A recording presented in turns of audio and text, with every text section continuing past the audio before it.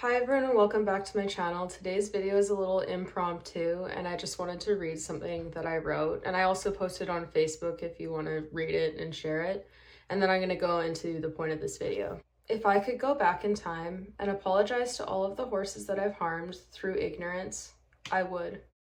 I would tell them that I truly did love them, but my love was misguided. I had been taught to love them in the wrong way, in a way that hurt them. I would tell them that I wish I could have given them more freedom, to have allowed them to live a life of more abundance, one of a stability and consistency that they could only dream of. I would tell them how I would protect their right to friendships with other horses, and do my best to preserve the beautiful relationships that they build. I would show them how I've changed, how I'm not so quick to grab a harsher bit or a training gadget to get instant gratification that I so desired, at their expense, how I've embraced more lightness and softness. I would tell them how much better I could listen to them now, and how deeply regretful I am for ignoring their voices for so long. I would tell them how sorry I am, how I'm reminded of the hurt I caused them anytime I see a horse in active distress, anytime I see a horse living a shell of a life, confined to a stall with no other stimulation. I would tell them how that brings me right back to all of the times that I caused them the same pain, while insisting it was for their best interest and that they loved their life. But I can't do any of that. So instead, I do what I can now for the horses that I have, and I speak. I speak and I speak, even if yelling into the abyss, in hopes that some people will hear me and make positive changes for their horses earlier than what I was able to. I dedicate a huge portion of time to thinking about where improvement is needed and vocalizing my belief in the potential for change. I try, one spark at a time, to ignite an inferno of change, one that may eventually burn down a structure of belief that serves neither horse nor human. I can't go back and undo the hurt that I caused, but hopefully I can reduce harm in the present and work towards creating a better world alongside all of the others that are fighting the same fight. If I could go back and reunite with the horses that I've hurt, I would thank them for tolerating me and not bringing me harm, despite the harm that I brought them. I would express my eternal gratitude for their kindness and forgiveness. We could all learn a thing or two from horses. They forgive us time and time again, even when we may not deserve it. Their gentility and softness is something we should all aspire to have. So thank you to the horses I wronged. Thank you for forgiving me. I will spend my entire life trying to do better by you, and hopefully one day I can earn the forgiveness that you so freely gave, even when I didn't deserve it. I just wanted to read that I wrote before I got into the point of this video. If you want to share that text post, I posted it on Facebook and Instagram, but I also wanted to read it out loud because it is something that I really truly mean, and it's honestly like a huge part of my advocacy online. As annoyed as some people get from what I say, what I'm trying to do with my platforms is help reach people to bring change that I wish I was able to bring horses earlier than what I did. And I'm sorry, this makes me so emotional because the more I learn about horse behavior and how some of the things we do impact horses, the more acutely aware I become of just how patient and forgiving and kind so many of the horses that I worked with were, even when I was putting them through, even when I was being so unfair to them and putting them through so much.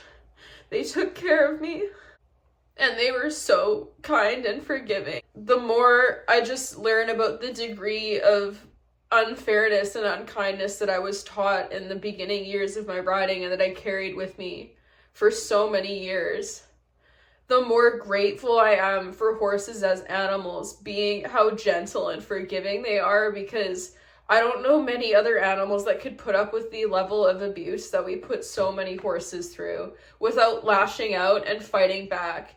And of course, horses do that sometimes, but it happens so infrequently compared to the degree of mistreatment that they face. And it's just something that I think about a lot. And anytime I see horses being treated in a way that in any way resembles anything that I used to be taught to do and used to engage in, it's deeply personal to me, because I see in those horses my horses of the past that I wasn't able to help it to the degree that I should have at the time, and the degree that I wish I had at the time. It took me so long to unpack and unlearn a lot of the stuff that I was taught, and it was done at the expense of those horses. And with Milo, I wasn't perfect with him at all, and I'm still not, and there's a lot of stuff I deeply regret with his care, but at least with him, I still have him around to be able to make changes to his care and do the best that I can by him at this point. And that is something I'm really thankful for. But there's so many other horses that have passed through my life that I learned how to ride on and that I had as my own, that I really wish I could have offered a different type of life and the life that they deserve. And it just makes me so sad that I wasn't able to do it at that point. And I'm not saying this to make anyone feel guilty or ashamed, because I'm still capable of recognizing the fact that even when I was committing these wrongs to horses, I wasn't doing so with deliberate malice. I wasn't trying to go out of my way to hurt them. I was doing things that I had been taught to do by other professionals and that I thought were the right things to do. And at the time, I either wasn't aware of alternatives, or if I was taught that those alternatives weren't actually viable and that I shouldn't use them. And there was honestly a lot of deeply ingrained shame, where I was shamed out of wanting to look into new divergent training methods because they were viewed as taboo and not effective by so many people in the industry. And it's taken me a lot of unlearning and relearning to get to the point where I can proudly, with my full chest, talk about the ways in which that I handle horses and the training that I believe in and the systems that I believe in, even though they're still to this day viewed as pretty taboo. It's taken me a long time to get to that point in my confidence and in my self-esteem where I'm not as impacted by people completely degrading the work that I do or telling me that the training methods that I believe in are completely and utterly useless. It's taken a long time to get to that point, and I'm really grateful that I have. But there's still honestly a grieving process involved with becoming aware of the harm you caused animals that you loved. And I think that this part of the process of unlearning kind of scares a lot of people away from wanting to do it. And I get it, because it's really hard to grapple with, but I think the best way that anyone can say sorry and ask for forgiveness to the horses that they hurt is by doing whatever they can to reduce harm in the present. So the point of this video is going to be to talk a little bit about harm reduction and how it's not necessarily about offering the horse the perfect best case scenario. Like if you have access to that, obviously do that. If you can get the best case scenario, do that.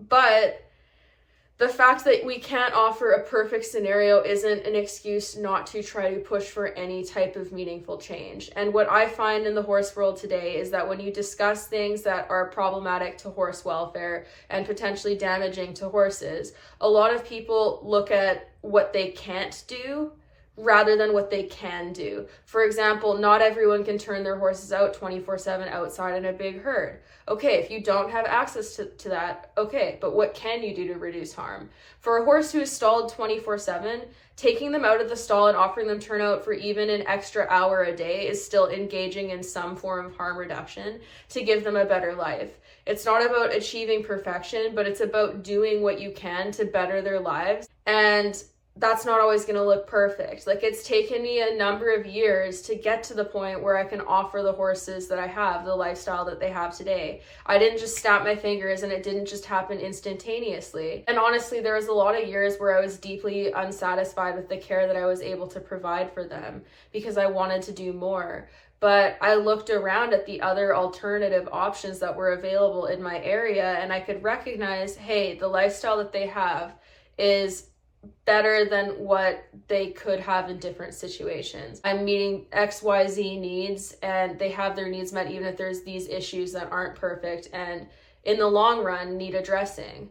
So it's taken me a lot to finally get to the point where I can have them out on like a track system and have them out with as many friends as they do in like a mixed gender herd with free choice hay and also access to pasture in the summer. And it's taken me a while to get to the point where I was able to rehab horses barefoot and really learn enough about hooves to know what a healthy hoof looks like.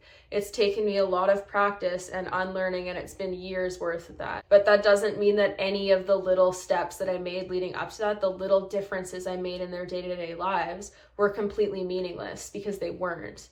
They were super, super important to bettering horses' lives. Any little changes you can make to improve welfare are worthwhile. Like, for example, people who work with horses that they do not own, be you a groom, a stable hand, a trainer, or whatever, bettering their lives in the moments that you share with them and just offering them kindness and comfort and safety in the moments that you have access to them, and doing whatever you can in your power to better their lives is not nothing. It's changing their lives in these moments. And what I really want to reiterate again and again in this is that horses are animals that live exclusively in the present. So if you offer them moments of reprieve and bettering their welfare, even for mere moments, you're making their present time and that reality better in the moment. And moments will add up. So doing little things is not worthless. It's not meaningless. Doing what you can to better welfare and engage in harm reduction, even if it seems small in the grand scheme of things, it's not a useless effort. It's not for nothing. It serves the purpose of bettering their lives in those moments, and that's still something that you should be happy to offer them. And I've had people kind of get at me for having worked in the racing industry in the past and thinking that the racing industry is reformable rather than needs to be scrapped completely. And I've been called a hypocrite for that. And I can see where people's train of thought is going for that, and I understand that. But with that said, I don't regret the role that I played at all, even if I didn't agree with everything that went on in the industry, because in those moments, I was able to engage in harm reduction, and with the deeper level of understanding that I was developing, I was able to treat them kinder than what other people might have been willing to, and make their moments better, even if it's not perfect. And the same goes for like anything else, because even with working with clients today, I can't change everything about a horse's lifestyle just because I'm being hired by their owner, my client. Like I can't change everything. All I can do is offer suggestions and do what I can to better their lives in the moments. So sometimes it's about harm reduction. And if I didn't look at the little ways that welfare can be improved and be happy to improve the horses' situations in those moments, it would be deeply disheartening and honestly so demoralizing to be working the job that I have, because everything would feel hopeless. But these little tiny changes and letting people see the changes that it makes in their horse's temperament and personality and how easy they are to handle, it helps them get to the end goal of being able to do more and more harm reduction and make better, bolder, bigger changes. It's all little stepping stones towards the end goal. So these little things aren't worthless. They're not useless. You're still making a difference and you're bettering the horse's time in those moments. The reason why like the whole welfare thing is something I've gotten so passionate about is because since horses do exist just in the moment, if their life is comprised of moments that are largely unfulfilling and unbearable at times, like that is their life. That's what they're remembering. They don't get to reflect on times where things were better in the same way people can. They don't get to daydream and take themselves out of the present in the same way people can. They just exist in the lifestyle that they're offered. So the more we can make their present life better, little pieces at a time, the better their welfare becomes. There's just so many amazing horses that I've had in my life that I'm just so freaking sad that I wasn't able to offer more for. And like, I know, like, I'm sorry for crying. Like my first horse, Farley, honestly put up with the most of all of the horses I've ever had because he was stalled a ton. And I also used like really harsh training equipment on him, and I rode him in hyperflexion, and I used harsh bits because that was what my trainer was recommending to me. And that's what I saw and that's what I was taught. And I didn't know that it was causing him harm. And now it's obvious to me, but I had been so conditioned not to see it that I didn't see it.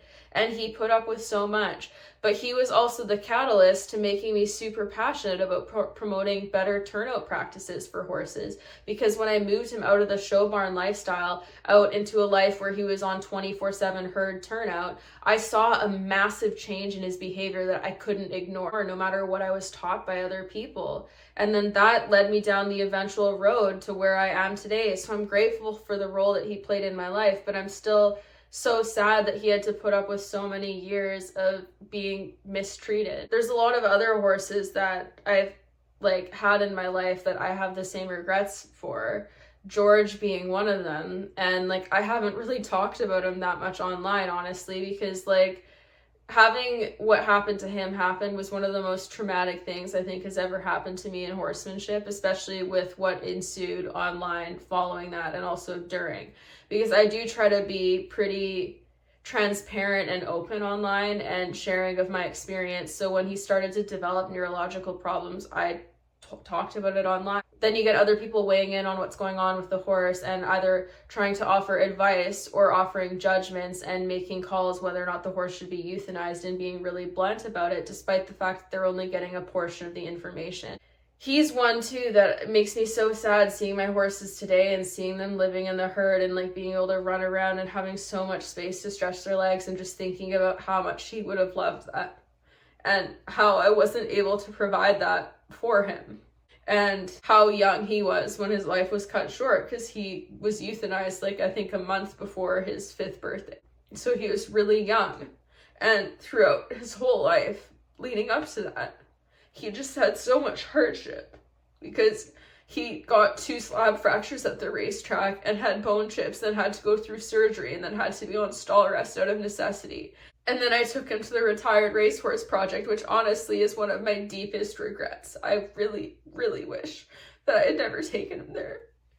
I wish that I had pulled out of the competition and just not done it, because it was too rushed, and he was such a good boy, but it would have been in his best interest just not to go, especially with all the other stuff that he had dealt with. But it was pre-planned, and we'd already had fundraisers and stuff, and I felt under so much pressure that he went. And I really regret it, because he could have lived such a better life if I'd just given him the time that he needed and hadn't been so pressured by these things that are just human-driven and just totally related to our personal goals that don't matter at all to the horses and were not important in the grand scheme of things at all. And I really wish that I could have done better by him, because he was such a good horse. He was so patient and just easygoing and awesome throughout everything, no matter how much change he had in his life and everything. He was just awesome. And I haven't talked about this much online, and honestly, part of the reason why this makes me so upset still is because I don't really think I had a chance to fully grieve his death and what was happening to me, because that's one of the things about being online, especially when you post things that upset people and that are controversial, is they honestly when bad things happen to you.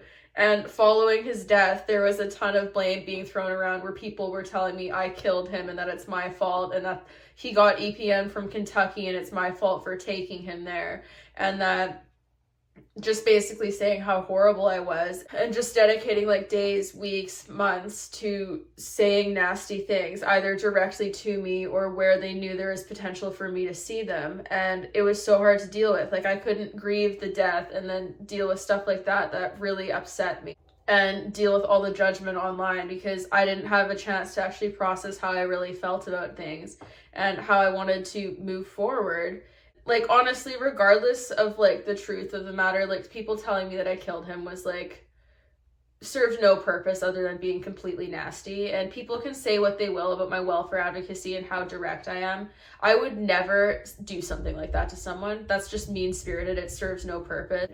All of that aside, I wish that I had done things differently. And he probably did get EPM in Kentucky if that's what killed him, but his tissues came back after his death, and it was not positive for any of the EPM protozoa. So the assumption is that it's something similar to EPM or some type of neurological parasite that caused his body to fail him, but we don't really know. And I could spend my whole life feeling regret and beating myself up over the fact that I took him there and assuming that that's like that decision led to his death. But I also look at it from the standpoint of people trailer their horses around the world all of the time. Trailering and moving them and going to shows is a stressful experience at any point, and there's risk factors associated with all of that, but all we can do is make decisions at the time that we can. I regret taking him there and like how pressured it was and how much pressure I put on him to get him to the makeover, because I don't think it was fair to him. But at the same time, like, I never made any of those decisions with the intent of causing him harm. And when we were trying to deal with the neurological issues, I literally did everything in my power to try to at least get him to the point where he could safely be pasture sound. And since he was so young, it seemed worthwhile to try, and he was getting around well enough, and it was just one of those things where we couldn't foresee what happened. But I have so much regret in hindsight, looking back on so many of these things that I did, because I couldn't foresee what happened. And I talk and I share and I do these things because I want to try to help people feel empowered to make decisions for their own horses, even if it goes against what their barn owners and trainers believe in, and feel empowered to do their own looking into information and learning and research, and be able to make decisions and feel confident in the decisions that they make. And I want them to feel empowered and being able to own their mistakes and not feel like they're a terrible, horrible person because of it. Because I know I'm not a terrible, horrible person. I've made mistakes and I've done bad things to horses and I've done unkind things to horses and I've given horses inadequate care and I haven't fulfilled all of their needs, but I did so because that's what I was taught to do. And that's why I post so much and do all these things, because the crux of the issue is the fact that so many of us from the very beginning of our introduction to horses are taught to do things that aren't good for horse welfare and that aren't fair to horses, and we're taught to misread and mislabel horse behaviors, which then enables further abuses, and we don't know any better, and then you carry that stuff with you for the rest of life. And it's such an injustice to both horse and human, because the horse suffers at the hands of the human, but the human is doing things thinking that they are being kind and ethical and doing the best they can for the horse, but they've been taught incorrect information. So it's also an injustice to the human, because even the people who are doing the best to be the kindest, most ethical person they can be to their horses are led astray by people that they view as role models and experts. And it's just such a shame to see how these things go. And then it can lead to so much deep-seated regret and self-hatred and regret because you didn't mean to do the unkind things that you were taught to do. And then that can lead to a certain level of cognitive dissonance, because it's easier to deny the fact that you've done things that are harmful than it is to accept the wrongs that you've done and the harm that it's potentially caused. So it's one of those things where I think that shame and that regret, it leads a lot of people to continuing to do things that are unfair to their horses because they cannot admit to themselves that they have done something that causes an animal that they love so much such harm. And I'm hoping and trying to make it a little less taboo to own those mistakes and talk about it, and then also talk about the realities when it comes to horse welfare, that I can help people feel less alone in admitting to that and take the shame aspect away, because making mistakes is natural, especially when we exist in an industry where we are literally taught to continue making mistakes. But we can stop the cycle, and we can do that by talking about it. And even when you're in the process of doing things that aren't necessarily fair to your horse, you can slowly start to reduce the level of harm that your horse is experiencing by changing what you can and changing what's within your power at that time and at that knowledge point. And it starts with just little things.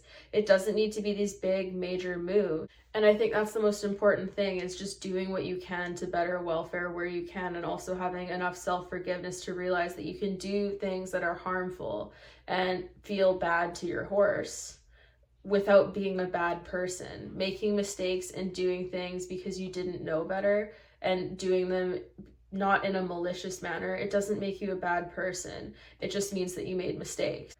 And sometimes hindsight is 20/20. You can't foresee how certain situations are going to go until afterwards, and then you can learn how to make better decisions as you learn more. I wish that I'd made better decisions for a lot of my horses.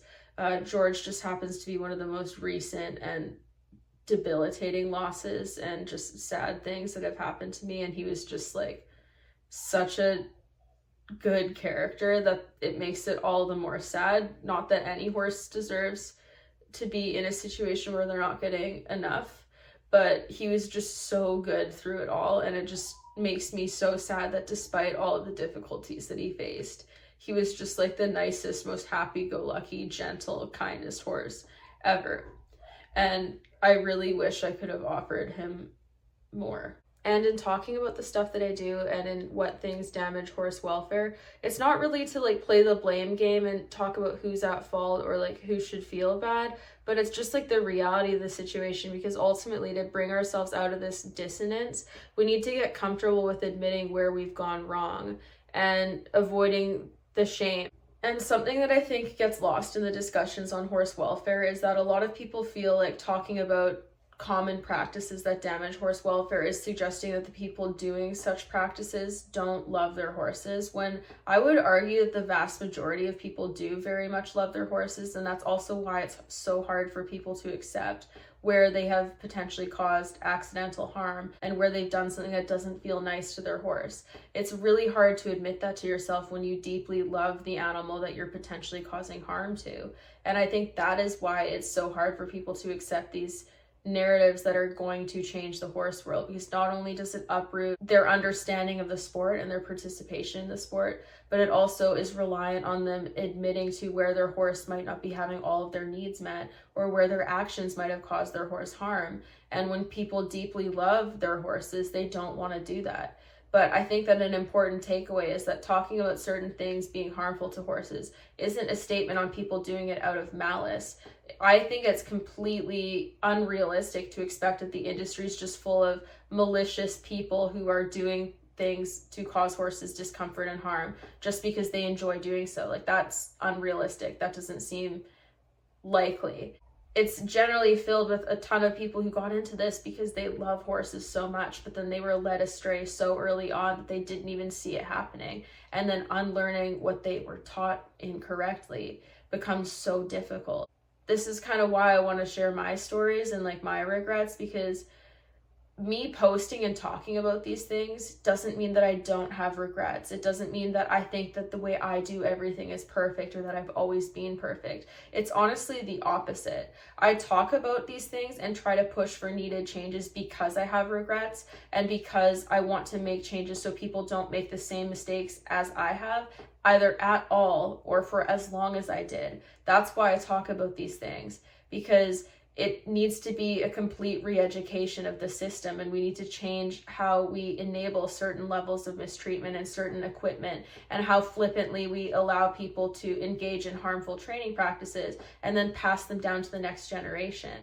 I talk about these things not because I think I'm better than people, but because I know I have been them. And it honestly, I probably did things that are worse than what a lot of people have done to horses, because my role models growing up were honestly so rough with horses that I saw a lot of stuff that is not acceptable. And I was taught to do the same thing. I was taught to train horses and ride them in a highly punishing manner. I was taught to have really busy, rough hands. I was taught to use harsh bits to solve problems anytime a horse was heavy in my hands or anything. Like, I was taught to be inherently lazy and to try to fix problems through equipment and punishment rather than addressing what might be causing the problem in the first place. I talk about these things because a lot of people, I think, don't know better, and they're doing things because it's simply just what they were told by their role models and trainers, and they put such a blind trust in them that they don't recognize where they could have been led astray. So even with my life and my horses, like, I have so many regrets, even in more recent years, where even like within the same week of training sessions, there's going to be things that I do where I recognize like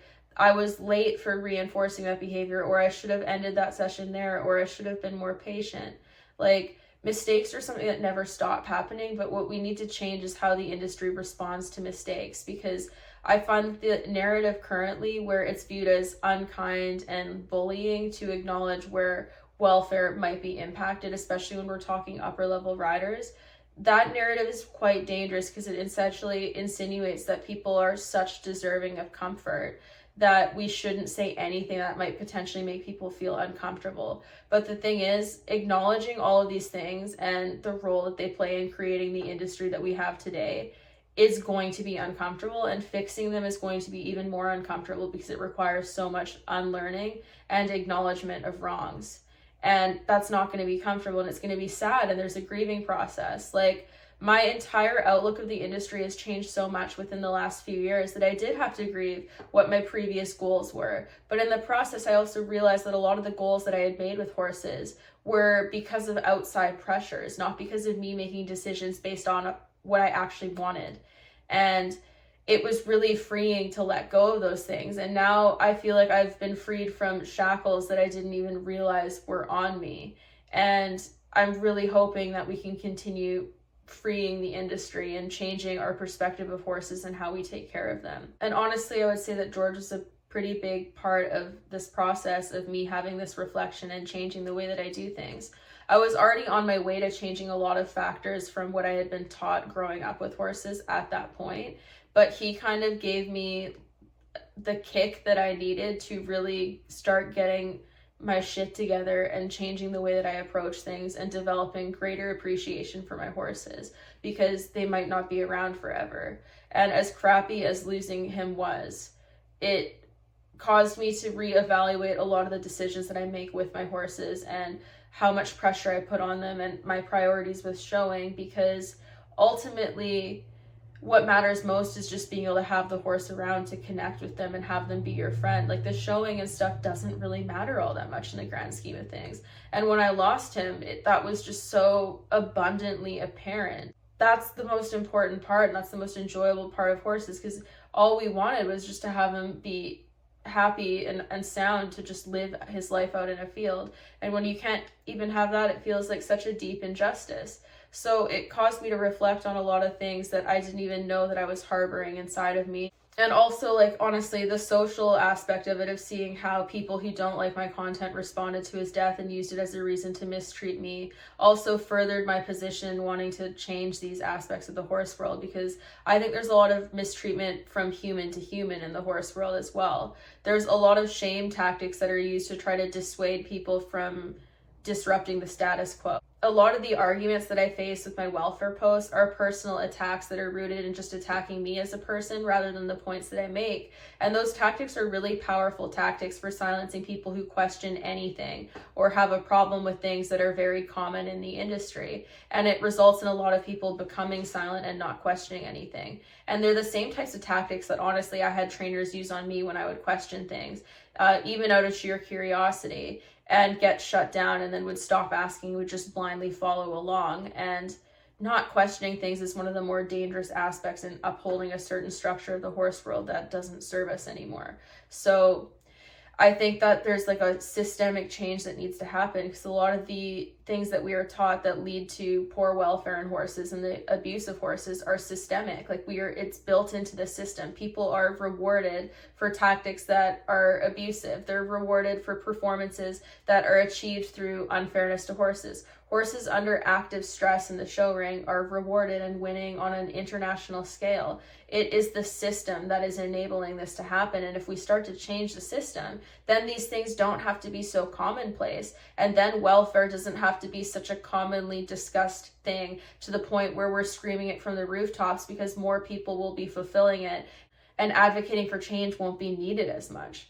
And that's really what I hope for. So if you watch this whole thing, thank you and congratulations. I know a lot of people probably got bored and stopped listening, but it's cathartic for me to be able to share these things, honestly. And that's also part of the reason why I do these things, is for my own mental health and well-being, is that it's healing for me to go through this journey and share it with other people who want to hear it. And even if no one listens, it's for me to get stuff off of my chest. So again, thank you for listening, and hopefully this video helps you get to know me and my position and why I do what I do more. You don't really have to agree with my exact position for bettering welfare in horses to understand where I'm coming from and where the intent is coming from. So I just really want to see the industry change, and I just so believe that it has the potential to change and to be better. And that's why I talk so much. Like, if I didn't think that there was potential for change, there would be far less of a point in trying to advocate for the change. It's something that's deeply personal to me and really have like an emotional stake in.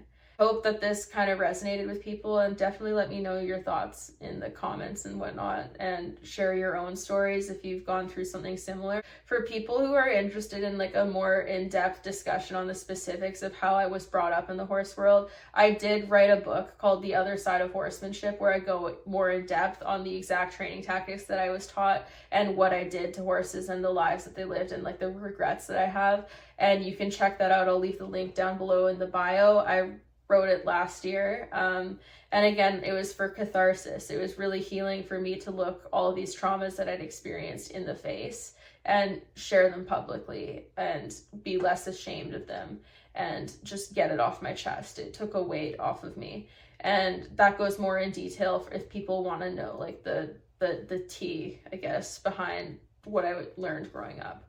And other than that, like, I just want to say thank you to everyone who supported me and made the opportunities that I've had given to me for promoting welfare, like co-founding the Alliance for Horse Welfare and Sport, possible, because the following that I have online and the publicity that that brings me has enabled me in being able to do a lot more meaningful work that's really close to my heart when it comes to horse welfare. And I'm deeply grateful for that. And I'm also grateful to everyone who supports my brand and my work and everything, because it enables me in doing what I do. And hopefully it'll eventually lead me to the end goal of being able to buy a property where I can set it up to do intensive behavior modification on horses who have a lot of physical and behavioral problems, because that's really what I want. That's something that I yearn for it in my soul. Every part of my being wants that so badly, and the really only thing preventing me from doing that at this point is money. So I just need to keep grinding along to try to do these things, and then I feel like I can make the greatest difference for horses within that setting, where I can set it up to be like a rehab facility mentally and physically. That is my ultimate goal. So watching my videos, commenting on them, and supporting me in any way, shopping at my store and doing all these things, like, it is helping me to get closer to realizing that dream. And I really appreciate it. Like, already the amount of opportunities and the amount of growth that I've had these last few years have been unfathomable to me. For years when I was younger, I never planned for the future, and I didn't see myself hitting my mid to late 20s, much less my 30s, which I'm not yet, but hopefully I'll get there. I see it now, but I didn't used to see that future because I didn't see the point in planning for it, because it all felt so hopeless. But now I'm getting closer and closer, and it's increased the amount of drive that I have to want to accomplish these things. So thank you to everyone who's helped support me and helped me get through some of the hardest periods of my life to where I feel like I can make a greater difference. And thank you for watching. Anyone who's interested in any of my links and like the links for the books, they'll be down below in the description. And I'll also leave the link to my Patreon for anyone who's interested in more in-depth training tutorials, because that's where I post all of my in-depth training videos, such as the trailer training series that I just posted recently. And that's also a really nice, easy way to help support my work on a monthly basis if that so interests you. But I also have webinars that are pre-filmed that you can just purchase as one-off things. And then obviously my store with clothing, horse bridles, and more. But yeah, check that all out. Thank you so much for watching.